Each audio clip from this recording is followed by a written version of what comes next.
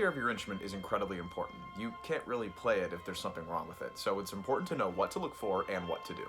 First things first is ensuring that you are always careful as to how you hold your case and how you open it. Keep your case on the floor as you open it to assemble your instrument. Take out parts one at a time to make sure you have a good handle on them.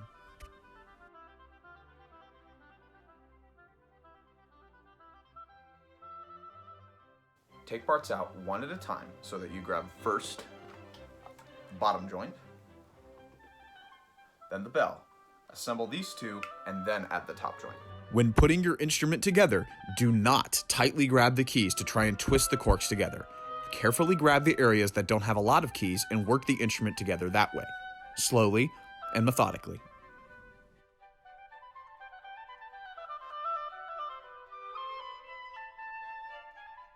Every oboe has an intricate system of keys, rods, posts, and screws that must be constantly maintained and checked on. A lot of playing, or even just a change in the weather, can affect the keys and the instrument itself. Because of this, we must develop a routine of checking our instrument every day for loose screws to keep the oboe in adjustment. Look carefully up and down the instrument every single day to make sure nothing looks super loose or out of place or even missing. If you're having trouble playing certain notes, this could be because of a problem in the keys. If you're not sure what's wrong, ask your band director or private lesson teacher to help fix the issue. Like I said before, the oboe is a really intricate instrument. Even pressing a button on the bottom joint can affect things up in the top joint. So knowing how each key relates to each other is something that you'll learn over time. Say a note sounds really weird when you're practicing. Look around how you finger that note. Say it's a C, top one, bottom one. What is happening when you press down those buttons? Does something out of place? Is there a screw missing? Is there a rod out of place? Knowing how to figure out slowly but surely what the problem is can help both your private lesson teacher and your band director diagnose the problem even better.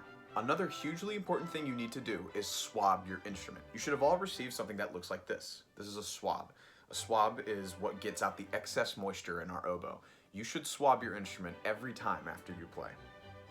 You can swab your instrument one of two ways. One way is to take the heavy end, usually a small plastic tip, and drop it down the oboe to where it sticks out the top joint. By the way, the reed has to be off for this to work.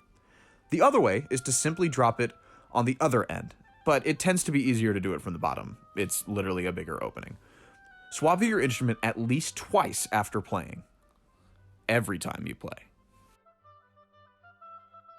You're going to be using your swab a lot, and it's going to get kind of gross. In order to keep your swab nice and clean, you're going to wash it by just running it through a little bit of soap and water, and you can hang it up to dry. You should wash your swab about once a month. The oboe is also super susceptible to whatever climate it plays in. You should always try to play in a climate-controlled environment, like, inside or the band hall. You don't want to take this outside for extended periods of time. That means don't leave it in your hot car or your cold car.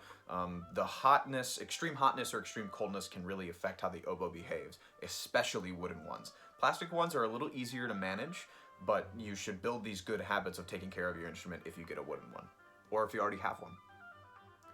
Now, let's talk about the reed. The reed is literally the most important part of playing the oboe. I mean, you can't really make a sound if the reed isn't working. Your reed is your best friend, so you need to take care of it. And here's how. Getting your reed ready to play. Typically, you soak it in some water. Do not over-soak your reeds. The longest you should have your reed in the water is about a minute, so usually the time it takes to assemble your instrument and get your music out to play for rehearsal. Be really, really careful and be vigilant to not over-soak your reed. You should also be really careful to not drop your reed or knock things against it. Even the smallest chip of the reed can completely change it. Always look at your reed before you play to see if it's chipped or broken. Here's what that could look like.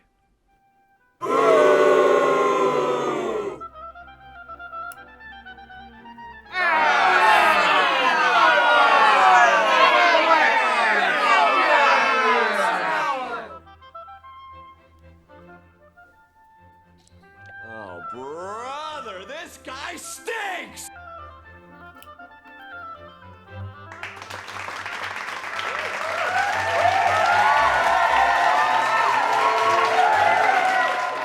It's actually really helpful to have at least 2 or 3 great reeds in rotation at all times. Say you play on one reed and one reed only. Well, that's going to shorten its lifespan and its quality way quicker than if you were to have at least 2 or 3 to play in between. In summary, the oboe is an amazing and beautiful instrument that we need to be really careful with.